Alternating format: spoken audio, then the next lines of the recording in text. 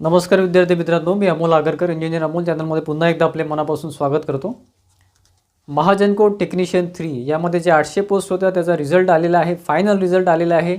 कोर्टामध्ये केस पेंडिंग आहे, कोर्टामध्ये केस सुरू आहे. तरी सध्या त्यांनी फायनल लिस्ट जारी केलेली आहे किंवा त्यांनी प्रदर्शित केलेली आहे. कारण युनियनचं सुद्धा प्रेशर होतं आणि विद्यार्थ्यांचं सुद्धा प्रेशर होतं महाजनकोवर.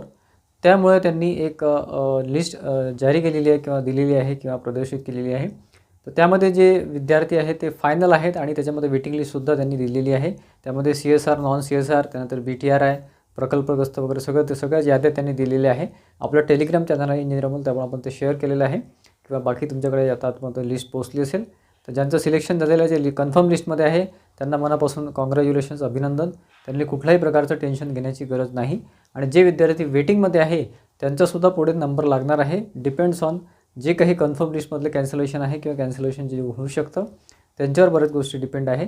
आता महाजनको काय डिसिजन घेते ते कन्फर्म लिस्टनंतर वेटिंग लिस्टचे विद्यार्थी जॉईन करून घेतात की नाही घेत, किंवा अगेन्स्ट कॅन्सलेशन म्हणजे कॅन्सलेशन ज्यांचं होईल, फॉर एक्झाम्पल 10 जण कन्फर्ममध्ये आहे, 10पैकी जर 2 कॅन्सल झाले तर 2 वेटिंगमधले घेतील, असा एक नियम असतो.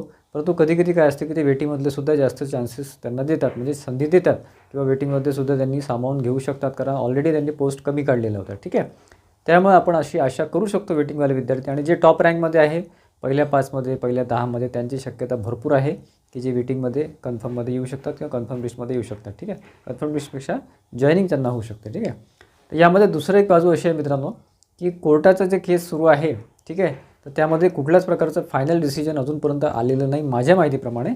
तुम्हाला जर आणखी माहिती असेल तर मला कमेंट बॉक्समध्ये कमेंट करा. पहिली गोष्ट ही, त्यामुळे पुढे लिस्ट बदल होऊ शकतो का लिस्टमध्ये वगैरे, अशा बऱ्याचशा विद्यार्थ्यांना प्रश्न आहे. मला बऱ्याचशा विद्यार्थ्यांचे फोन कॉल किंवा मेसेजेससुद्धा आलेले आहे याबद्दल. तर मित्रांनो बघा, सध्याची लिस्ट आहे ती CSRला अनुसरून घेतलेली आहे, CSRच्या दृष्टीने घेतलेली आहे. पुढे जर नॉन CSRच्या दृष्टीने किंवा त्यांच्या साईडने जर रिझल्ट आला तर लिस्टमध्ये बदल होऊ शकतो, कारण कोर्ट जे आदेश देईल त्यानुसार महाजनकोला डिसिजन घ्यावे लागते.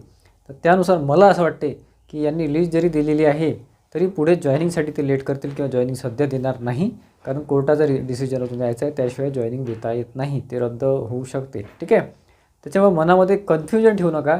परंतु कोर्टाचा रिझल्ट हा अतिशय महत्त्वाचा आहे आणि तो एखाद महिन्यामध्ये, काही दिवसामध्ये लागण्याची शक्यता आहे. त्याच्यामध्ये काही घडामोडी सुरू आहेत. ठीक आहे, वरच्यावर तारखा वगैरे सुरू आहे. त्यामुळे टेन्शनमध्ये यायचं नाही, जास्त विचार करायचा नाही. एवढंच आहे की कन्फर्म लिस्टचे जे विद्यार्थी आहे ते कन्फर्मच राहतील.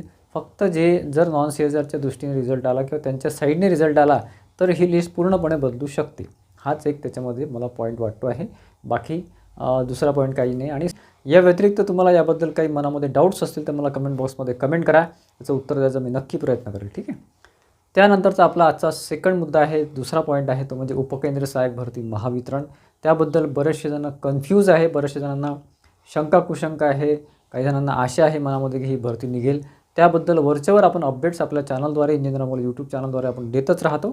तर त्यामध्ये IT, इलेक्ट्रिशियन, वायरमन, अप्रेंटिस आणि अनुभव असा पूर्ण एक क्रायटेरिया राहतो. ठीक आहे, तर त्यामध्ये जी रिक्रुटमेंट आहे ती रखडलेली आहे. मागच्या साधारण 2019 नंतर अजूनपर्यंत भरती आलेली नाही, हे 2026 आहे. आणि बरेचसे असे कमेंट्स आहे की इंटरनल ते भरती करणार आहे, डायरेक्ट रिक्रुटमेंट घेणार नाही वगैरे.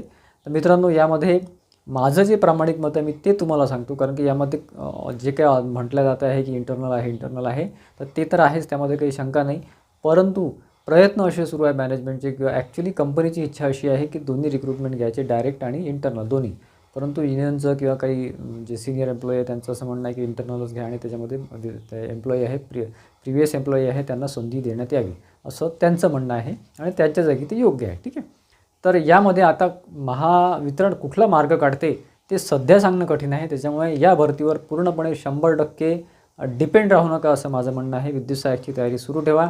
अभ्यास केल्यावर तुम्हाला कुठे ना कुठे काही ना काही त्याचा उपयोग होणारच आहे.